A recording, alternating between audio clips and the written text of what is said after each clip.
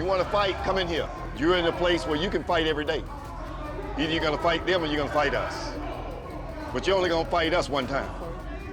But you can fight them every day. In this gripping exploration, we delve into the darkest corners of the justice system, uncovering the world's toughest prisons for teens. Brace yourself for a shocking journey as we expose the harsh realities faced by young offenders behind bars. This is a tale of survival, redemption, and the devastating consequences of a life gone astray.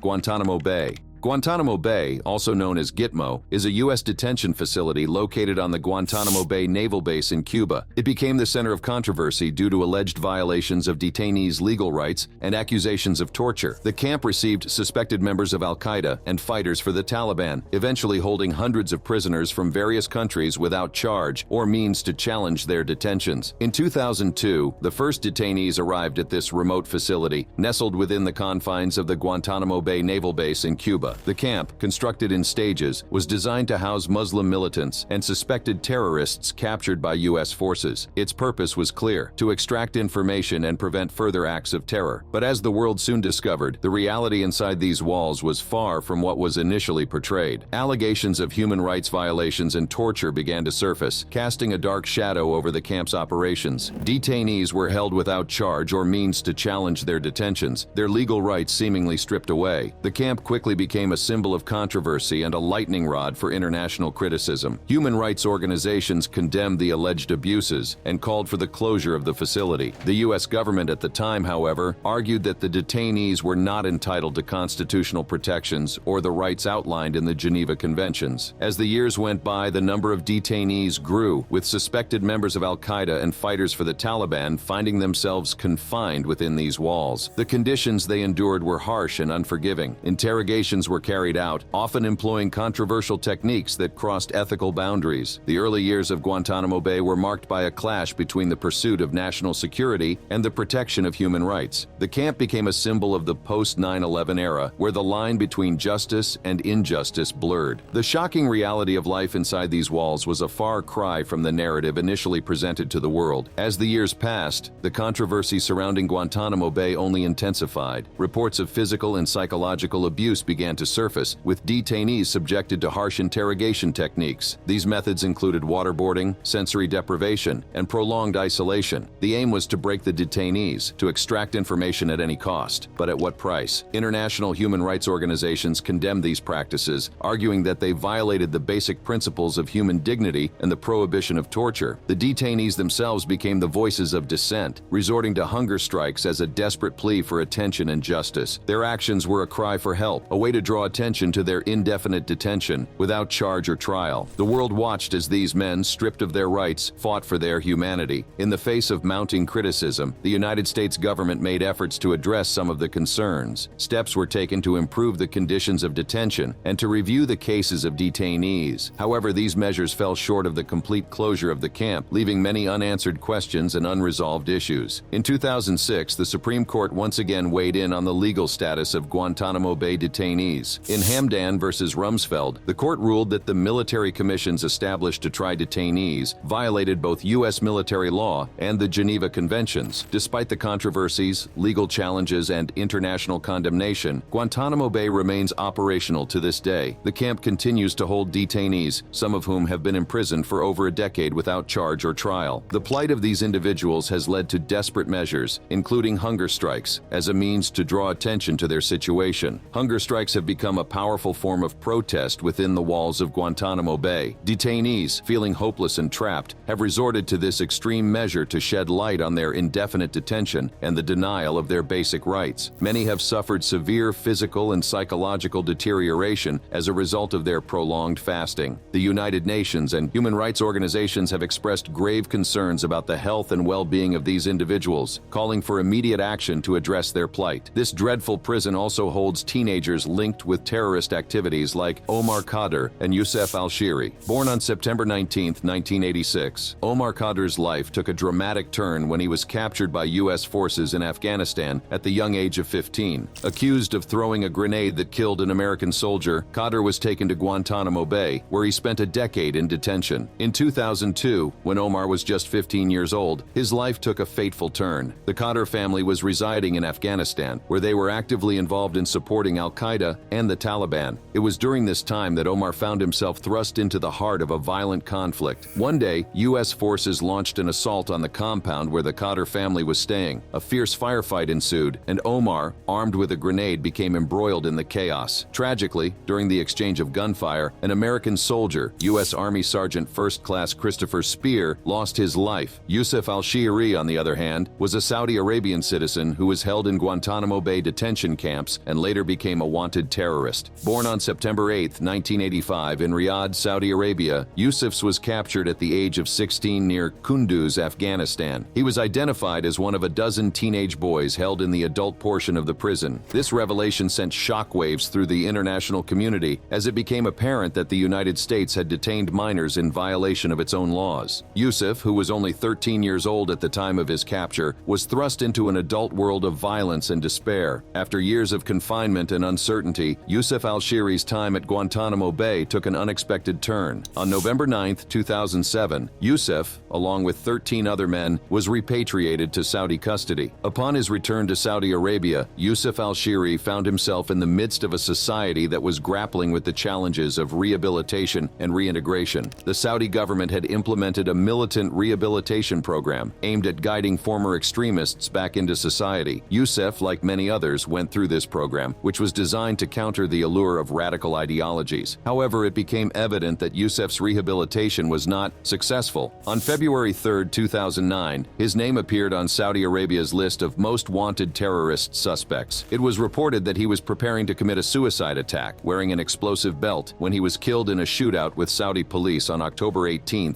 2009. Yusuf al-Shihri's story took a chilling turn, as his release from Guantanamo Bay marked the beginning of a new chapter in his involvement with terrorism. His journey from repatriation to his tragic demise highlighted the complexities of rehabilitation and the challenges of countering radical ideologies.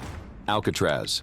Life inside the unforgiving walls of Alcatraz was governed by strict rules and regulations, with a carefully structured routine that left little room for deviation. The day begins early for the inmates as they are awakened at 6:30 a.m. They would then proceed to breakfast at 6:55 a.m., where they would be served a simple meal to start their day. After breakfast, inmates returned to their cells to tidy up and place their waste baskets outside. Keeping their cells clean and orderly was mandatory, as any signs of negligence could result in disciplinary action. The small cells lacked privacy and were sparsely furnished, with only the basic necessities provided. Work shifts start at 7:30 a.m. for those fortunate enough to have a job within the prison. Inmates assigned to various areas such as the laundry, tailor shop, cobbler's shop, model shop, gardening, and labor would make their way to their designated work areas. However, obtaining a job was not guaranteed, and only a select few were privileged enough to have the opportunity to work. During work shifts, inmates had to pass through a metal detector, ensuring that no unauthorized items were being brought into or out of the work areas. Money was strictly prohibited, as it could be used for bribery or other illicit activities. Inmates were expected to accept the job assigned to them and were not allowed to have money in their possession. Lunch is served at 11:20 a.m., providing inmates with a brief respite from their work duties. Following lunch, inmates are given a 30-minute rest period in their cells. This time allowed them to recharge and prepare for the remainder of the workday. After the rest period, inmates return to their assigned work areas until 4:15 p.m. The workday concludes with dinner being served at 4:25 p.m. Following dinner, inmates would retire to their cells at 4:50 p.m., where they would be locked in for the night. Once locked in for the night, 6 guards would usually patrol the 4 cell blocks, ensuring that order was maintained within the prison. The atmosphere inside Alcatraz was often described as oppressive and suffocating, with many inmates comparing their time there to hell. Some even expressed that they would have preferred death over continued incarceration in Alcatraz. The living conditions within the prison were harsh and unforgiving. The small cells offered little space for personal belongings, and privacy was virtually non-existent. Inmates were provided with a uniform consisting of a blue shirt, gray pants, later changed to blue and white, cotton long underwear, socks, and a blue handkerchief. Wearing caps was strictly prohibited in the cell house, further stripping inmates of their individuality. Certain items were considered contraband and could result in disciplinary action if found in the cells or on inmates. Money, narcotics, intoxicating substances, and tools that that could be used for escape attempts were strictly prohibited. Inmates were required to shave in their cells 3 times a week, and any attempt to bribe, intimidate, or assault prison officers was met with severe consequences. Due to racial abuse, African American prisoners were segregated from the rest in cell designation. This segregation further highlighted the racial tensions that existed within the prison walls during the Jim Crow era. Toilet paper, matches, soap, and cleanser were issued to the cells on specific days, ensuring that basic hygiene needs were met. Inmates could also request hot water and a mop to clean their cells. The prison facilities, including bars, windows, and floors, were cleaned daily to maintain a semblance of order and cleanliness. In earlier years, there was a strict code of silence within the prison. However, by the 1950s, talking was permitted in the cell house and dining hall, as long as conversations were kept quiet and respectful. Shouting, loud talking, whistling, and singing were strictly prohibited, as they could disrupt the overall order and tranquility of the prison. As the night settles in, inmates are left to confront their thoughts and the harsh reality of their confinement. Lights went off at 9:30 p.m., plunging the cell house into darkness. The silence that enveloped Alcatraz during the night hours only served to amplify the feelings of isolation and despair that many inmates experienced. One of the most infamous inmates of Alcatraz was Al Capone. Known as Scarface, Capone was a notorious gangster who rose to power during the Prohibition era. His criminal empire included bootlegging, gambling, and racketeering. Capone was convicted of tax evasion and sentenced to 11 years in federal prison. Another infamous inmate was Robert Stroud, also known as the Birdman of Alcatraz. Stroud was a convicted murderer who gained fame for his study of birds while serving time in other prisons. Another notable inmate was George Machine Gun Kelly, a notorious gangster and kidnapper. Kelly was known for his involvement in high-profile crimes, including the kidnapping of oil tycoon Charles F. Urschel. He arrived at Alcatraz in 1934 and was assigned to cell 117 in Block B. Kelly's time at Alcatraz was marked by his attempts to maintain his tough guy image. However, he soon realized that his reputation did not hold the same weight within the prison walls. The notorious prison has housed teenagers like Clarence Carnes, who still holds the record as the youngest person to be incarcerated in the walls of Alcatraz. At the age of 16, Carnes found himself standing before a judge, accused of a heinous crime. The details of the case were shocking, as Carnes was charged with murder. Despite his youth, Carnes was tried as an adult and found guilty of the crime. Initially serving time in an Oklahoma prison, Carnes made 2 attempts to escape detention. His audacity and determination caught the attention of the authorities, who deemed him a high-risk inmate, and so it was decided that Carnes would be transferred to a place where escape seemed impossible: Alcatraz, the federal prison island known for its impenetrable walls and treacherous waters. In 1945, at the age of 18, Carnes arrived on the shores of Alcatraz. He was greeted by the towering walls and the chilling presence of the prison that would become his new home. That didn't stop Carnes, who made another attempt at escaping its walls. But despite the efforts of Carnes and his fellow escapees, their dreams of freedom were shattered, and they found themselves trapped within the very walls they had hoped to leave behind. Carnes and his companions faced harsh punishment for their failed escape attempt.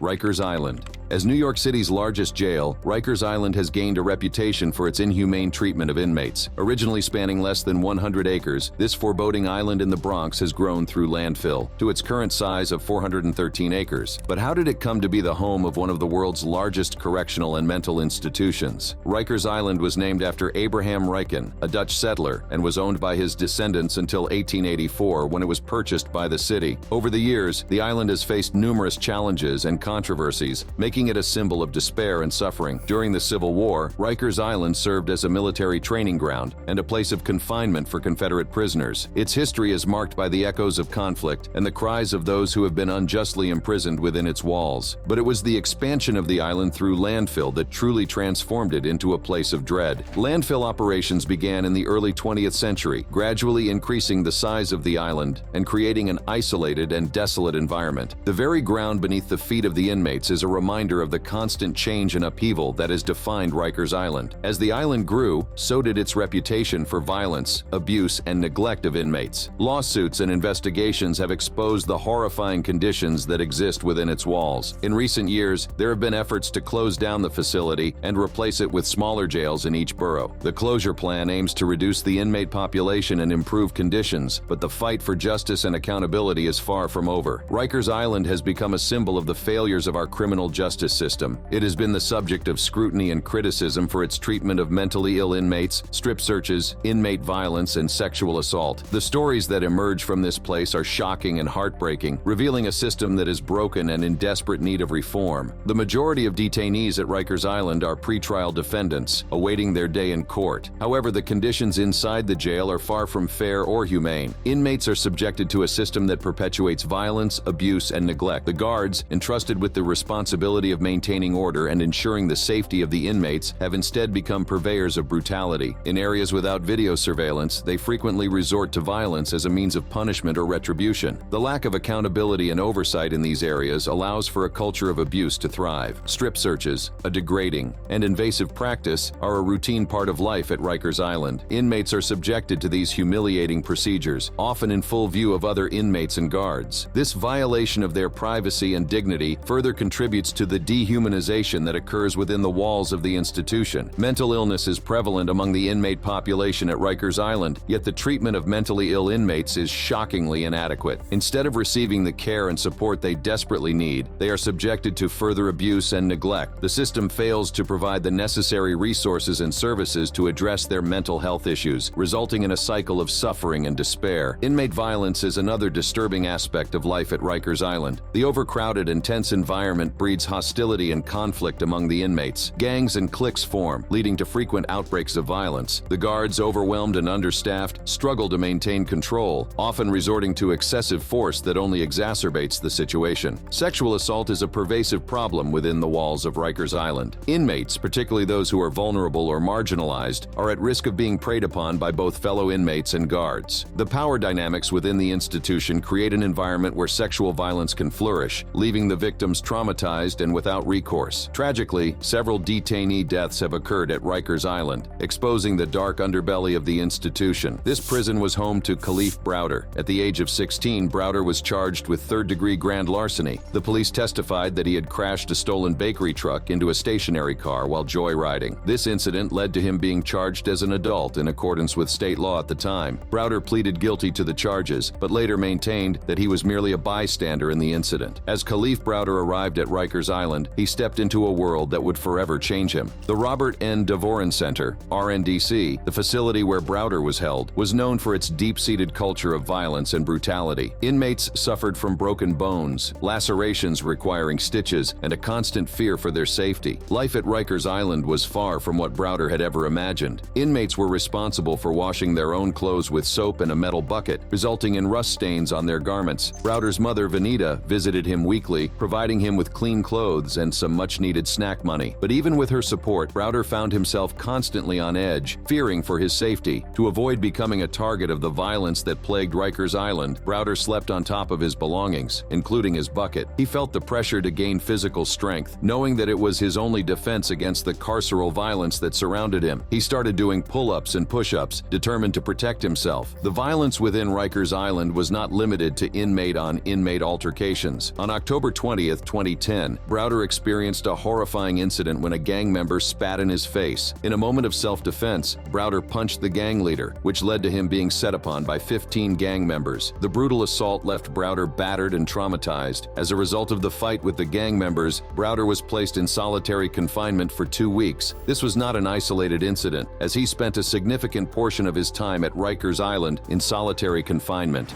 ADX Florence. In the heart of Fremont County, Colorado, lies a fortress of confinement like no other. ADX Florence, the United States Penitentiary, Administrative Maximum Facility. This imposing structure, commonly known as Supermax, was specifically designed to house the most dangerous and high-security risk inmates in the country. But how did this formidable prison come into existence? The origins of ADX Florence can be traced back to the 1980s, when the Federal Bureau of Prisons recognized the need for a facility that could effectively manage inmates capable of extreme violence and escape attempts. Construction of ADX Florence began in 1989 and was completed in 1994, making it one of the most secure prisons in the world. The architects and engineers behind ADX Florence left no stone unturned when it came to ensuring the prison's impenetrability. The facility was constructed with poured, reinforced concrete cells designed to prevent self-harm and deter any escape attempts. Each cell is a small, windowless chamber, measuring approximately 7 feet by 12 feet, where inmates spend the majority of their day. The prison's layout is meticulously planned to minimize interaction between inmates. The cells are arranged in a radial pattern, with multiple housing units branching off from a central control area. This design allows for efficient monitoring and control of the inmate population. ADX Florence is equipped with state-of-the-art surveillance systems, including motion detectors, cameras, and remote-controlled steel doors, ensuring that every movement is closely monitored. The perimeter of ADX Florence is fortified with multiple layers of security. Razor wire fences surround the facility, while armed officers patrol the grounds day and night. The prison is situated in an unincorporated area of Florence, Colorado, and spans an expansive 37-acre complex. From the outside, ADX Florence appears as an impenetrable fortress, a stark reminder of the dangerous individuals it houses within its walls. But what sets ADX Florence apart from other prisons is its strict regime of confinement. Inmates at ADX Florence are confined to their cells for approximately 23 hours a day, with limited opportunities for interaction or recreation. This level of isolation is intended to prevent any potential violence or disruption within the prison. The majority of ADX Florence is above ground, with a subterranean corridor linking the cell blocks to the lobby. Each supermax prison cell is made almost entirely out of poured concrete, leaving no room for comfort. Inmates have a desk, stool, and bed, all made from the same cold, unforgiving material. The toilet in the cell shuts off if blocked, and the shower runs on a timer to prevent flooding. Even the sink lacks a potentially dangerous tap. These measures are in place to ensure the safety of both inmates and staff. When it comes to exercise, prisoners are allowed to use a concrete pit that resembles an empty swimming pool. This pit is designed to prevent inmates from knowing their location within the facility. It's only large enough for a prisoner to walk 10 steps in a straight line or 31 steps in a circle. The limited space and lack of interaction further emphasize the isolation and control within ADX Florence. In terms of meals, ADX Florence operates differently from traditional prisons. There's no mess hall where inmates gather for communal dining. Instead, food is hand-delivered to each inmate by correctional officers. This method ensures that there is no opportunity for inmates to interact or cause any disturbances during meal times. It's just another layer of control in this fortress of solitude. Within the walls of ADX Florence, a unique and chilling population resides, inmates who have been deemed too dangerous or high-profile for maximum security prisons. These individuals have committed heinous crimes, including murder, and have a history of violence both inside and outside of prison. Among the infamous inmates who have called ADX Florence their home is Zacharias Moussaoui, the only person convicted in a civilian court for the terrorist attacks on 9/11. His presence within these walls serves as a chilling reminder of the atrocities committed on that fateful day. Another notable inmate is Dzhokhar Tsarnaev, who was partially responsible for the Boston Marathon bombings. Gerald Rubalcaba, Joseph Hernandez, and Cornelio Tristan are three other inmates who have found themselves confined within the walls of ADX Florence. These men are leaders of the Nuestra Familia gang, a notorious criminal organization involved in drug trafficking, extortion, and murder, both inside and outside of prisons in California. Their arrest as part of Operation Black Widow in 2001 and subsequent guilty pleas to racketeering charges in 2004 highlight the extensive reach and influence of gangs within the prison system. Perhaps one of the most infamous inmates housed at ADX Florence is Joaquin El Chapo Guzman, the former leader of the Sinaloa cartel. Guzman's extradition from Mexico to the United States in 2017 marked a significant victory in the fight against drug trafficking. His charges included drug trafficking, money laundering, and murder. The trial, often referred to as the trial of the century, revealed the extent of Guzman's criminal empire and the violence associated with it. In 2019, he was sentenced to life imprisonment without parole, solidifying his place within the walls of ADX Florence. Behind the imposing walls of ADX Florence, controversies and challenges have plagued the prison, raising questions about the treatment of inmates and the conditions within. Allegations of chronic abuse and inadequate mental health care have cast a shadow over this high-security facility. But despite these controversies and challenges, ADX Florence has been praised for its rigorous security measures and ability to maintain order among violent and dangerous inmates. The prison's strict regime of confinement, constant supervision, and limited interaction between inmates contribute to its reputation as one of the most secure facilities in the world. The dedication and professionalism of the correctional officers, who work tirelessly to ensure the safety of staff, inmates, and the public, cannot be overlooked. ADX Florence is home to some young criminal minds, among which are the likes of Dzhokhar Tsarnaev. Dzhokhar is a Kyrgyzstan-born American terrorist, infamous for his role in the devastating Boston Marathon bombing of 2013. Alongside his older brother, Tamerlan Tsarnaev, Dzhokhar planted pressure cooker bombs near the finish line of the race, forever changing the lives of countless innocent victims. At the age of 19, Dzhokhar was found guilty of all 30 counts against him,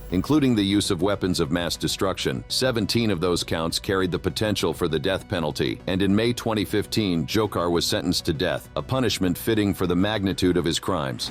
San Quentin State Prison. San Quentin State Prison, located north of San Francisco in Marin County, has a history that dates back to its establishment in 1852. It is the oldest prison in California and has become synonymous with darkness and despair. The prison complex sits on Point San Quentin, occupying 275 acres of land, and is valued at a staggering $129 million to $664 million. The origins of San Quentin can be traced back to the Gold Rush era, a time of lawlessness and chaos in California. As the population surged, so did crime rates, and the need for a state prison became apparent. The prison was initially built to house inmates who were sentenced to hard labor, working on various public works projects. In its early years, San Quentin was a brutal and unforgiving place. Inmates were subjected to harsh conditions, with overcrowded cells and limited access to basic necessities. The prison was known for its strict discipline and brutal punishments, including floggings and solitary confinement. One of the most infamous aspects of San Quentin's history is its death row. The prison houses the state's only death row for male inmates, and it is the largest in the entire United States. The death row is divided into 3 sections: the Quiet North Segregation, the East Block, and the Adjustment Center. These sections are where the most dangerous and notorious criminals are housed, awaiting their fate. San Quentin's death row has seen its fair share of executions over the years. The prison once had a gas chamber, but since 1996, executions have been carried out by lethal injection. However, no executions have taken place since 2006, as legal challenges and public opinion have shifted. Throughout its history, San Quentin has been the setting for numerous high-profile cases and infamous inmates. One such inmate was Richard Ramirez, known as the Night Stalker. Ramirez terrorized the Los Angeles area in the 1980s, committing a series of brutal murders and assaults. He was eventually captured and sentenced to death, spending his final years on San Quentin's death row. Another notorious inmate was Charles Manson, the leader of the Manson family. Manson and his followers were responsible for a series of murders in the late 1960s, including the infamous Tate LaBianca murders. Manson was convicted and sentenced to death, but his sentence was later commuted to life in prison. He spent many years at San Quentin before being transferred to another facility. San Quentin's dark history is not limited to its notorious inmates. The prison has faced criticism for its outdated facilities, overcrowding, and inadequate medical space and equipment. In recent years, efforts have been made to improve the conditions, including the construction of a new trauma center and a medical complex. However, the challenges of managing a prison of this magnitude are immense. While San Quentin State Prison offers rehabilitation programs and opportunities for inmates, it is not without its fair share of challenges. Overcrowding and inadequate facilities have plagued the prison, raising concerns about the well-being and safety of both inmates and staff. One of the most pressing issues faced by San Quentin is overcrowding. As of July 2022, the prison was incarcerating people at 105% of its design capacity, with 3,239 occupants. The sheer number of inmates has put a strain on the prison's resources, making it difficult to provide adequate living conditions and services. In addition to overcrowding and inadequate medical facilities, San Quentin has also faced criticism for its outdated infrastructure. The prison's facilities are in need of modernization and renovation to meet the evolving needs of the inmate population. Efforts have been made to address these issues, but the process is complex and requires significant resources. Throughout its history, San Quentin has been the backdrop for numerous notable events and statistics. In 1941, the prison was the site of a failed escape attempt known as the Battle of Alcatraz. This violent confrontation between inmates and prison guards resulted in the deaths of 2 guards and 3 inmates. The incident highlighted the dangers and tensions that exist within the walls of San Quentin. This prison has housed a lot of teenagers, one of whom is Edward Bunker. Born on December 31, 1933, had a tumultuous start in life that would shape his future in unimaginable ways. At just 17 years old, Bunker had the dubious honor of being the youngest ever inmate in San Quentin State Prison. Behind bars, Bunker had time to reflect on his choices and contemplate a different path. It was during this period of incarceration that Bunker discovered a newfound passion for writing, a medium through which he could channel his experiences and share his unique perspective with the world. Despite the numerous challenges facing the unforgiving walls of tough prisons, his story is a testament to the rehabilitation system at San Quentin. By prioritizing rehabilitation and treating residents with respect, San Quentin has the opportunity to redefine the purpose of incarceration and create a more compassionate and effective prison system. If you enjoyed watching this video and would like to see more thrilling videos like this, click on one of the cards displayed on your screen.